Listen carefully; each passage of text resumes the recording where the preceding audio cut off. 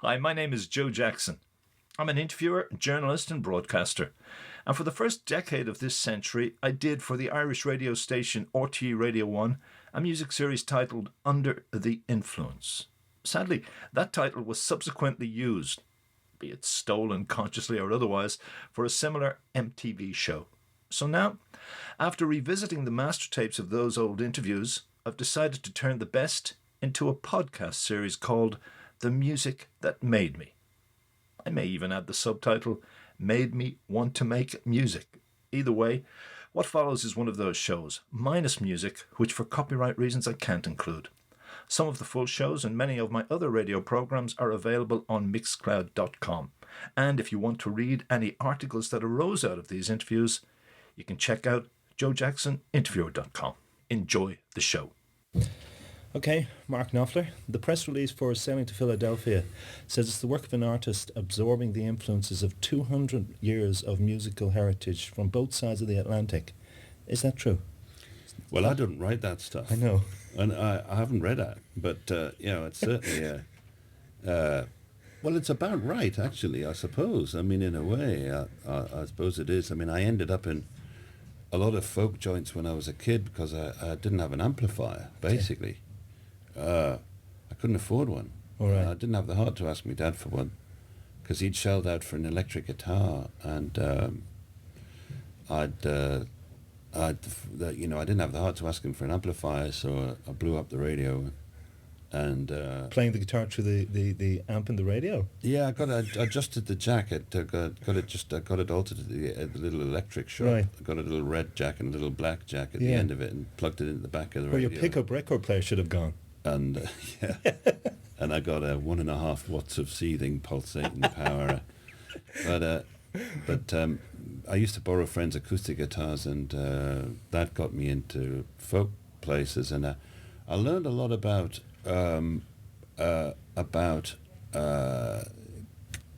Celtic music, actually, in those places that I probably hadn't expected to. And although I was really interested in American folk music from being such a Bob Dylan fan and everything else, because I'd heard his first album when I was about 11 years old. So I was interested in folk music anyway, and I got interested sort of backwards that way, But I learned how to fingerpick, and I'm glad that things kind of went that way because I sort of went down a dual track. But was it your Uncle Kingsley who taught you 12-bar blues and boogie-woogie on piano? That was around the age of 11 or 12 too, wasn't it? Oh, I was younger. I was half that age, yeah. Okay, so is this famous image I just conjured before we started doing the interview of you with the tennis racket doing your Elvis impersonation? I think the tennis racket must have been fairly late. I mean, music for me started when I was a baby, crawling about on the floor, and I'm told that I could sing Rudolph the Red-Nosed Reindeer right the way through at 18 months. Okay. So I must have had a facility for remembering the words and the tunes. And whenever they wanted to shut me up, my mum would sing to me, and it was a done deal. What would she sing?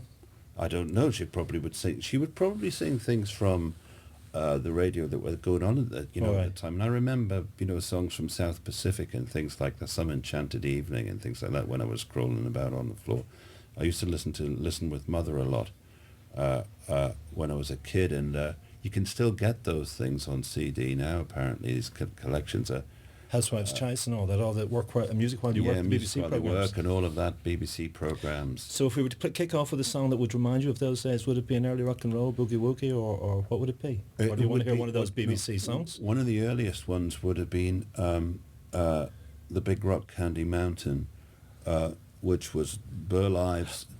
But actually, Burl Ives was not the original version. I have heard the original version, in fact, and it was a little rougher. But, and I didn't know what...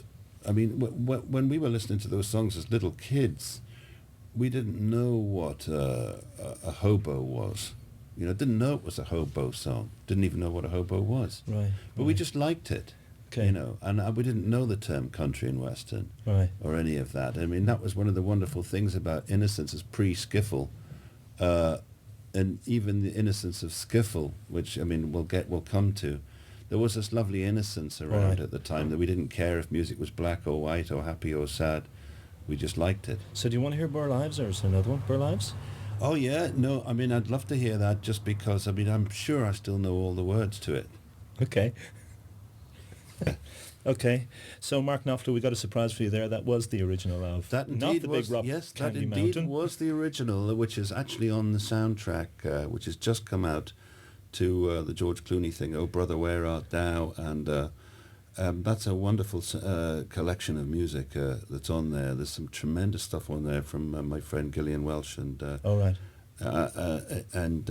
she's with Emmy Lou, another friend of mine, and I should name drop in here, Okay. and Alison Krauss. All right. And there's some tremendous stuff on there. It's put together by T-Bone Burnett. Okay, I'll drop another name then. I believe you were 15, you saw Chuck Berry, and you were in heaven. Oh man! Well, you're jumping massively. Am I? forward Okay, now. well, you take me through the actual line. Well, I But suppose Chuck was electric rock and roll you were encountering yeah, there. when I big was time. 15, Newcastle City Hall, and Chuck Berry. I mean, I knew I was going to see something good, but I never realised it was going to be that good. And he came on stage doing the big, duck walk thing, staring at the audience and playing his guitar, and I was completely mesmerised. And it's funny, that I thought the City Hall was such a big place when I was that age, and whenever I've gone back to play there, and I am going to go back to play there again on this tour coming up, but I always try and get back there, and it's such a tiny little hall. Do you do the duck walk just out of homage Well, to Chuck? I will. I have been known, I have been known to do that. But what was it about Chuck? Was it the blend of the lyrics, the power of the man performing, the guitar work? What was it that really made that impact? Well, it's a combination. I mean, he's one of the greatest lyricists in rock and roll. I mean, the words just bouncing and ricocheting off each other, echoing off each other. It's one of the great things about the language, that it does that, or can do that if you do it right, And he certainly did it right with just about everything that he wrote. And, So for people who might want to hear what you're talking about, let's throw in a Chuck Berry tune from then. yeah.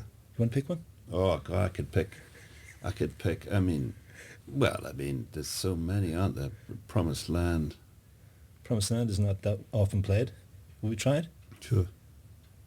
Gospel bass to it too, which is great. Kind of gospel feel to it. Yeah, you could play the.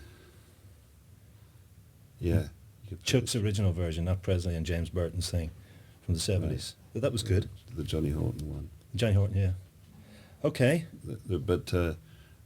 Or you could play Brown Eyed Handsome. Oh no, You Never Can Tell is lovely. Oh, it's a great one, yeah. Yeah. That was a later one, 64, 63, Yeah, 64. that was a later one, but what a lovely. Okay, let me lyric. answer that. I think it is.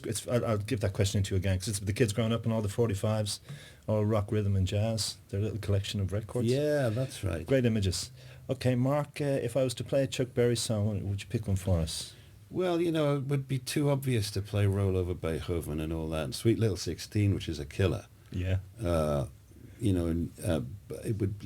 go for something a little bit more obscure and have You Never Can Tell, which I always liked. I could always see the situation and The couple. dig the images. Teenage wedding. Yeah, exactly. All right, let's hear about the teenage wedding. You can hear it, can't you? And and he was writing for teenagers too. I mean, it's a reminder that the teenager actually then was a pretty new phenomenon. Yeah. I mean, teenagers had started to work and get their own money, and they could afford to buy their own clothes and their own music, and it was getting away from the Twin Set and Pearls and all this Moon and June music Sure, that was around, yeah. and it was a whole exciting new time. And Well, Chuck he was Berry, helping define it. he absolutely did. He was right on the pulse of that, the teenage thing, the teenage phenomenon. Yeah. Okay, you hold me earlier. I'm not following the exact lineage here, Doesn't but matter. I know as a kid, at a point like many of us who are into American music, I'm British or whatever, you made a pilgrimage to the States with your Greyhound bus ticket, and to see the place Blind Willie McTell was born was a big buzz for you. Oh yeah. Well, I was by that time. I think I was about 26 or something, and I'd been lucky enough to get a job in a college. I'd tried to be a musician and failed, of course. At what level was that failure then? Was that like locally playing and you just, or you didn't Yeah, get a I break? actually even joined a pro band for a couple of months when I left college, and I was sort of feeling a bit defeated. I'd had some things go wrong and a marriage failure, and I was feeling a bit bashed in. And I got this job teaching at college. A friend of mine rang me up and said there's a vacancy in the English department, and I had a degree in it, so I gave it a bash, and I had earned more money there, than I'd ever earned in my life. And I got a motorcycle and got myself organised. And I got a little flat and everything. And I was going along quite well. And I was playing in a rockabilly, an R&B group called the Cafe Races in the college and around London, around pubs and everything at night time. And I'd saved up enough money to buy a Greyhound bus ticket and a cheap flight to the States. And it got me all the way around the States, and even had a little trip down to Mexico, thrown in actually when I was from LA, and I ended up in Philadelphia of all places before I went back home. But was it a musical pilgrimage, or were you just wanted to get away from here? And did you go to the places? It was fantastic. It was a musical pilgrimage for me, and I went straight down through Atlanta and Blind Willie McTell country, and I remember being very, excited about all that, and down into New Orleans, and stayed at the YMCA actually in New Orleans, and I mean, it was just I was so electrically alive, with having built up this whole thing about the music, and so it was an important. I mean, it even ended on an important note for me, because I'd got a little bit stoned and I went to this park in Philadelphia, and there was a gospel group singing there, big black gospel group, and it was just a stunning experience for me. And it reminds you, of course, that, to British kids, and I mean, a lot of kids probably from Ireland, the music was so important that we distilled it. Our generation of kids. We a lot of kids in Europe too, but the fans somehow, both of knowing the English, the British musicians that came out of that are sort of ultra fans. That it was rare and it was precious. Right. And you'd have a mate who had 2 or 3 blues records, and because it wasn't just all on tap, that's, I suppose, why I'd sit up to the late at night listening to Radio Luxembourg. If you couldn't afford a record collection, you'd have a mate with a few and that sort of thing. You'd moon over your the first Fender that you ever saw in a shop. All of that. You'd be slightly obsessive about the whole thing, which of course I was. And what about the gospel group? Can we play a gospel tune that would remind you of how that reconnected you with the purity of the music and all that? Is there a gospel? Oh, well, even the gospel group you sing about in your new album? I suppose. Have they recorded? I suppose you could. If you could take something by the Fairfield Four, that would be nice, because that's where I got the Baloney Again idea from. Yeah. I was reading on the liner notes, the guy that wrote the liner notes to the last Fairfield Four record. He'd said, it might have had touring in the deep south in America in the early 50s. It might have been like, you might have had to have been a bologna sandwich rather than a steak in a white restaurant. Yeah. And that's all it took to get me going. I remember, because obviously the bologna thing struck me as the possibilities with the word, and that's all it took to get me away. So, I mean, you could play anything by the Fairfield Four if you like to do that. I have a CD of theirs in my bag by coincidence. I do. I bought it from my girlfriend. It's an old gospel collection. So we can play the Fairfield Four. Okay, coming out of that, Mark Knopfler, you talked there earlier about kind of earning more money when you were teaching than you had kind of when you were playing the local bands or in bands, even going pro. Yeah. But wasn't it becoming a rock star with Dire Straits and that gave you enough money to buy a Gibson 50s guitar? Oh yeah, I mean, that was one of the wonderful things. I mean, I would recommend Success to anybody. I went into guitars. Went into guitar shops. Actually, I made great friends with a very nice Argentinian man who came over to New York with nothing at all and started up a guitar shop. He was a bass player in Argentina, and he just became a friend. And he's always stuck with the best sort of end of things. So he'd get some pretty good guitars, and I bought a few old Fenders and Gibsons, in my time. I tried to avoid becoming a collector. I didn't want to be a collector. I don't want to really be a collector of anything particularly, but you kind of become a curator by accident, really. All right. I mean, people give you things and you buy things, and What would a Gibson 50s guitar cost? I mean, is it a couple of grand? Is it a lot of money? My first Gibson cost me £80 when I was back in when I was a youngster back in Leeds, and it was it was, I don't know where I got that money from, because back then I was being paid £10 a week, slightly less. And nowadays for a 50s Gibson, what kind of price would you pay for it? Lots of money. Yeah, you can pay thousands. Do you? You can do, yeah. Do you still get this, you were talking where the way gospel kind of reconnected you with the purity. When you pick up one of those guitars, do you still remember the kid you were and the buzz you got the first time you actually held your own? Oh. Do you still get that root feeling? I still pull over to the side of the road, when there's a window full of guitars, I will still love to look at them. I mean, I was so into it that I actually, there was a boy when I was at school making one in an imitation, he was making one in the woodwork room, and I used to go down there at breaks and after school to watch him make it, just so that I could have the chance occasionally of just being able to pick the body up. All right. Okay. And that's how much I want. He was obviously the Fender Strat kind of shape. All right. Yeah, I'm afraid I'm still a sucker for it. And when you see influences cited. Oh. We'll start again. Yeah. You see influences cited in terms of your own guitar style, and I've seen Richard Thompson, I've seen J.J. Cale.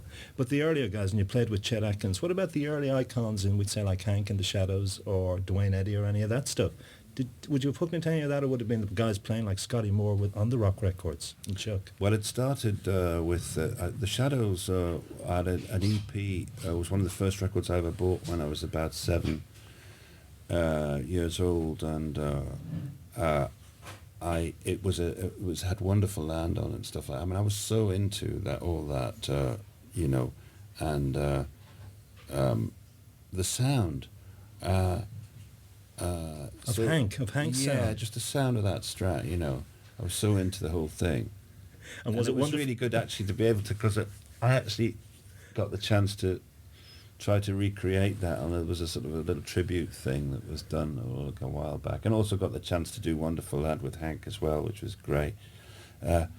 But it meant a lot to me. I mean, I used to be the kid at the back of the classroom, making that sound. And the teacher would come in, Knopfler, stop making that metallic sound at the back of your throat, boy. What Wonderful Land?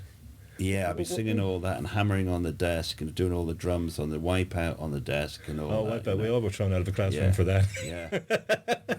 But do you want to hear Wonderful Land again? Oh, yeah. I mean, when would you not want to hear that? Okay, Mark, we've moved out of Wonderful Land, and I read somewhere recently that you were saying you wrote Sultans of Swing and Money for Nothing by way of spying on the world. But then you realised when fame came to you that people were looking at you, and it changed your way. It kind of encroached on your style of writing. Well, did no, it? I mean, I was exaggerating somewhat. I mean, it's just that some of the songs that you write, you are actually just leaning in a doorway, and looking at things, but. You get the impression when you're first successful that people are looking at you, and you're not used to it, is what I meant. You're not used to the reversal. But in fact, you get used to anything. I mean, and it doesn't bother me at all now. And in fact, people aren't looking at you at all. I mean, that's what I think. I think actually people don't really care. I just go on looking at the world just the way I always did. And writing about it. Writing about it just the same. And was Money for Nothing from standing behind a shelf of microwave oven? You want to start that one again? Yeah. There are many stories as to the actual roots of Money for Nothing. Yeah. So was it written from behind the shelf of microwave ovens in a New York store? Yes, it was. that It was in an appliance store in New York, and at that time I was living. I spent a few years doing living in London and living in New York at the same time. I was doing sort of a 50-50, and I was in this store, and it was there was a kitchen display unit in the front window, and with a table and chairs and a whole thing, and then you'd walk in, and then there'd be these long rows of fridges and stoves and things like that. And then at the very back was all the electrical stuff. There was walls of television sets, and they were all tuned to MTV. Oh, yeah. And this guy that had been delivering in the back there was sounding off, this bit macho man, and meathead, bonehead, and he was going at it. He had an audience of two. There was a salesman there in his little suit and tie, and there was a little boy there who was probably helping him out, a stockroom boy or something. There was me. And so I was trying to back off because I didn't want the salesman to stop him because what he was coming out with was so good. So in the end, I sort of started spying behind a microwave. So I remember seeing these microwaves up at eye level, and I was sort of peeking through a hole in there in between them. And I got some of these lines. Actually, some of the lines were so classic; they were all in my mind. So I had to go, and I didn't have a piece of paper or a pen, so I went and asked the office bit of eventually, and I sat down. There wasn't anywhere to sit down, so I actually sat down in the kitchen display unit in the front window and started writing the song down there. And you nuked the meathead in the song, didn't you? yeah. But it was classic. I mean, I still remember his voice. He was sort of. He'd say, "What's that? Hawaiian noises," stuff like that. He just sort of gave me all the lines. Look at those faggots and all that stuff. That was all his. The whole thing. That ain't working. Yeah. That's the way you do it. Maybe get a blister on your little finger. I love that. Did he ever come after you for co-writer rights? No. You ever try and punch you out? I never met him again. Okay, well, let's hear the song.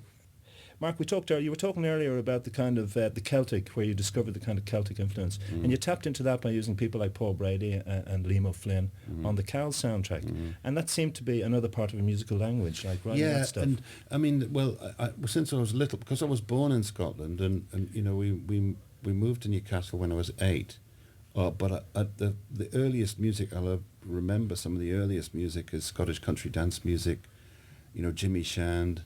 Andy Stewart and all of that sort of stuff, and I remember clearly, that some hearing music in school, and I mean I didn't realize it until only a couple of months ago, but I've even probably borrowed some of the phrasing in what it is, the guitar phrasing, could be like in Scotland before you, it could be from the Bonny Banks of Loch Lomond. So this is stuff from 3 years old, from 4 years old. You don't even realise, that you're doing. So the Celtic thing, when it was time to do like Local Hero and stuff like that, it wasn't so difficult for me to reach in and make that kind of music, And with Cal, it was a similar sort of thing. And obviously, if you're using the heavyweights, and I mean when it came up to Golden Heart time, one of the first things I did was just go to Dublin, and because I'd written these things, I'd written a couple of tunes like A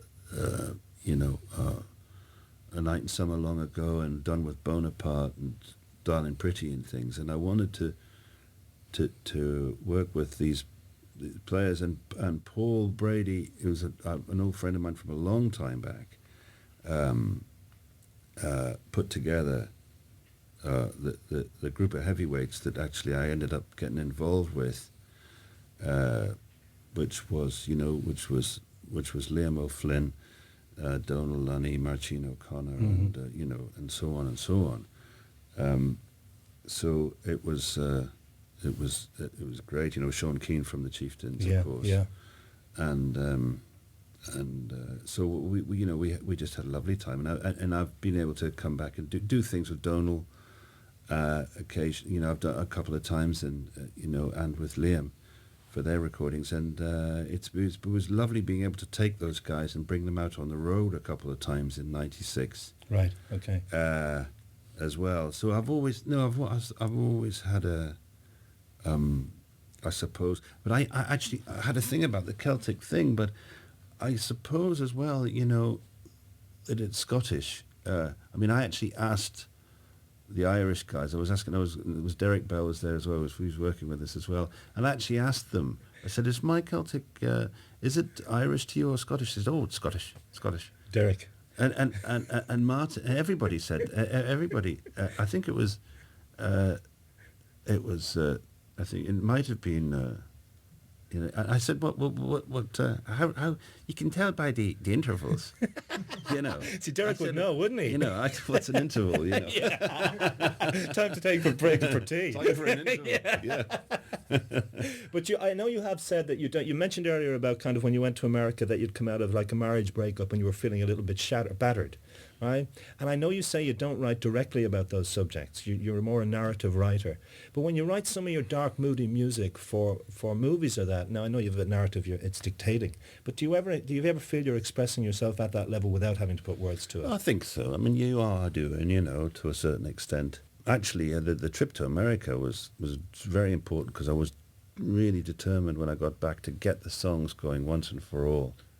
Stop playing with, just stop playing the R&B and rock and roll and the rockabilly for a while and just concentrate on my own songs and get them recorded. Because they were starting to push very hard. Right. All the time I was doing the teaching and all the time I was, working and other stuff. But the songs were pushing harder and harder to me to get going. I think the personal side of it comes out a lot when you're feeling down. I think that can happen. You can get some of it off your chest right in that way. I think anybody that plays an instrument, and the instrument is your friend, and it will come out that way. Once you start getting used to being a writer, and you start your idea of yourself starts to move a little bit away from being a half-baked guitar strummer and to being a half-baked kind of writer. You sort of drift across from one to the other. You start thinking of yourself as a writer. Then you're using the whole gamut of experience. You're using things that you see, you're using things that you read, but obviously you're using stuff that you feel as well. That becomes part of it. Your own experience becomes part of it. I tend to sort of use a big mishmash of the whole lot. Right. You were told at the beginning by the BBC that one of your songs had too many words, weren't you? Oh, no, I wasn't told that. I asked you heard it? I love that. Yeah, it's true. Absolutely true. It's absolutely true. Was it Sultans? Yeah. Yeah. Too many words, so they didn't play it. Oh, well, what happened was there was a committee on Radio 1, and it was chaired by a peroxide lady whose name I forget. And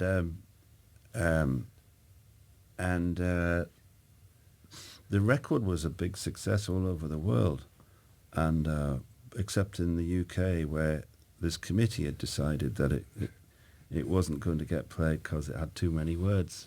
I asked about it, and they said, no, it had too many words, and I think that's great, because absolutely right, of course. Okay, let's hear too many words. Just as an insert. Okay, coming out of Sultans of Swing with far too many lyrics there. I have heard it said that even reviews of the new album that you have a problem stopping songs. That songs you let them go on too long or that. Do you find that a creative challenge? How do I get out of this song? I'm just too long with just about everything. It's far too long to make the record. One of the reasons why it took so long is I did 4 films, I think, during. I'm just easily distracted, and that's what they said about me in school. All right. And I have very little self-discipline. And, if a song decides it wants to ramble on, a bit like me, it will. You worked out, it was interesting, you went, before the Dire Straits thing really took off, you were doing a couple of things. Like you worked with Dylan, who was described by many as too many words in a lot of songs. You also did a solo on an album I bought with Scott Walker called Climate of Hunter, and he's a minimalist. Do you remember that? Oh, I remember that session. Blues. Yeah, I remember that.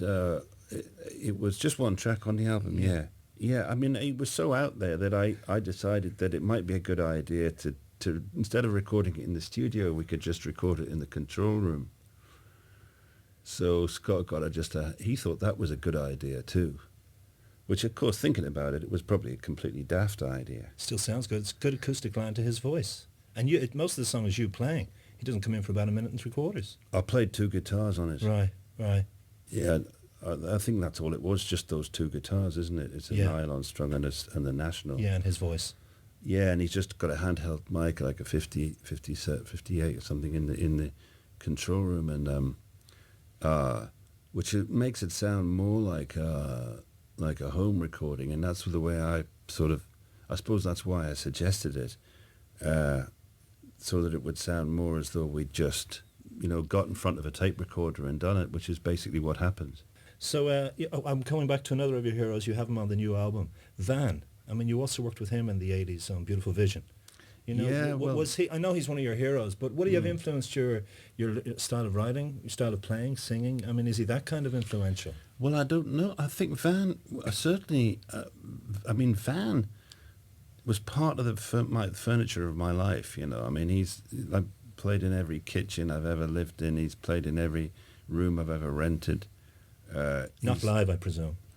No. And I loved them when I was at school, because I loved all the beat groups, and so I've been with Van ever since, all the way through his entire thing, all the way through my college. And I mean, I saw Van, at Newcastle City Hall again, where I saw Chuck, the same hall. He came with what he called then the Caledonia Soul Orchestra, and it was just unforgettable for me. And I was a huge Van fan at that point, and so it was very nice that he asked me to go and work with him in the 80s. And to do things like Cleaning Windows was great, and it's still one of my favorite songs, for all sorts of reasons. That it's about his influences as well. It's about hearing Muddy Waters and Lead Belly on the street where he was born, and so I've always loved Van, of course, and his. The influences, I suppose, are there. Even when I was writing the song, Van started taking it over in my head. As soon as I got into the writing the first verse, and I could hear Van, and so it was, again, it's lovely when he really did sing on it, and of course it was even better than I thought that it would be. It's a nice moment, Well, but did you write The Last Laugh with him, as a narration, as a song for him, or did you just hear him singing as you were writing it? Oh, no, I wrote the song and then, realised he was right for it. So shall we play Cleaning Windows with The Last Laugh? Cleaning Windows? What? He got me there. Assuming we played The Last Laugh, that was a tune from your latest albums. I suppose this question you're tired of being asked. For fans of Dire Straits, should they look forward to any kind of reunion, or will it just be solo work you're concentrating on? Well, I think in terms of recording, I love what I'm doing now. I feel as though I've got a lot of freedom of movement. I just enjoy drifting about the world and doing what I'm doing, But we could always play live. I think the band. We would break up for a couple of years after the end of every Mammoth tour that we did, and I would go and do some films or whatever, just to have a more interesting life, I suppose. But we would get together and play. We got together and did the Nelson Mandela thing, at Wembley, and we had to get back together for that, I remember, and we got back together, in fact, not so long ago to do John's wedding. His long-time girlfriend, a couple of years ago, which was enjoyable as well. So, all right. It's possible that we could play together, but I'm really enjoying my sort of where the wind's blowing me at the moment. Is Brothers in Arms, which I believe still sells 1,000 copies a week in Britain, is that any kind of a doppelganger? Is there anything so you're kind of going, oh God, we have to live up to that, I have to live up to that, or is it just you're happy with the achievement and it's... No, it's fantastic. It was a great time. It was just pure luck, because there were a lot of circumstances that sort of all gelled together to make that critical mass thing happen. But I would never have expected Sailing to Philadelphia to be doing what it's doing. Around Europe, and it's ridiculous. So And I'm just really delighted because I know that when I go on tour, it'll be great fun tour. Okay, because we talked about the Scott Walker album, which I believe is one of the lowest selling albums in history. It's sold about 12,000 copies. So you went from that to one of the largest selling albums in history. That was a pretty good evolutionary move, wasn't it? It's just who knows about this. It's Yeah. like actually working with films from you occasionally has taught me that there's no rhyme or reason to any of it. All right. But you are, as you say, hugely delighted by the success of your new album, which is phenomenally popular. It's great because it means the tour will be fun. All right. I don't have to sell a gazillion records, but the fact that it is means that the tour will be great fun, and I'm looking forward to it big time. And it also I'm organising it so I can have a couple of weeks on and then maybe have a week off, which is great, Right. because it's not the way I've done it in the past. It's not the most practical way, but I'm looking forward to doing it that way. Okay, and you talked about using Van's voice. You have a good range of guests. You have James Taylor, you have Gillian Welch. You talked about her and the Squeeze Boys. I mean, again, did they come to you as you were writing the songs and you realised these are right for this narration? Or did you decide in advance? It's a specific request. It's just something that you envisage when you're writing. And I actually recorded a couple of things with Emmy Lou Hurst that I really want to enlarge on. I was just into that, working with different voices, and I'd like to go and record some more things with Emmy. I'd like to record some more things with Gillian, and maybe do something in that area too. I'm just kind of interested in that right now. Okay. The man-woman thing. All right, the dual voices, the two voices. Yeah. Oh, okay. All So right. that might happen. Okay, so if we want to play a track to lead us out of the show from the new album, which one do you want us to play? And you can talk us into it if you wouldn't mind. Oh, well, no, I don't. Who knows? Give us an option. Give us a choice. You can take just because the album's called Sailing to Philadelphia. You could give that one have a swing at that. The Sailing to Philadelphia, which James sings on so well. All right. Okay. Give us a second choice. Because that's been played a lot on the radio over there Oh, is as it? we stand. Yeah, Yes, it it's is. huge. All the time. Yeah. So it's kind of, because it's getting the airplay already, so it's almost like, can we get one that maybe, what might be nice to play? Oh, no, okay. No, I don't know how it would sound at the end, because we referred to and maybe played the gospel group. Yeah, What do you think? yeah. If I Well, ask you that question okay. again, it's up to you. Yeah? You can have a go at Bologna again, because I suppose a lot of the time I'm not terribly satisfied with the way the records come out. I don't sit at home and listen to them. So it's nice when something works out where I can kind of bear it, and I think this one came off okay. As a studio recording, because you do have that feeling, you've said before, a song grows and it sometimes finds its definitive arrangement when you're out Later, there playing yeah, live. Don't you that's feel right, that? That's right. Very often does. It sort of evolves, but I think this came up okay. Actually, it was funny because it was when it was in the. I remember in the mastering lab, it was Denny Purcell's mastering lab, and I was mastering the record there, and a good friend of Denny's is Dwayne Eddy, and I'd got to meet Dwayne Eddy because he's a good friend of Denny's, and he was such a nice man, and he was there. And he happened to be listening to Bologna again, and he said, I really like that. He said, yeah, and he said, I really like that. He said, I really like the country section in the middle, So I didn't realize it, That's a funny thing that, I've been at the middle section, the Lord is my shepherd section, you would consider it a country section, Country section in a gospel song, Yeah. why not? Why okay, not? for Dwayne Eddy, we're going to play this. Okay, Mark, I wish you not just great success next year, but I hope you really do enjoy the tour that you're taking out on the road, and we look forward to you maybe coming to Ireland. Well, thank you very much. I always try my very best to do that. Okay, thanks, Mark. Hi, Joe Jackson here again. Thank you for listening to this edition of the Joe Jackson Interviews podcast.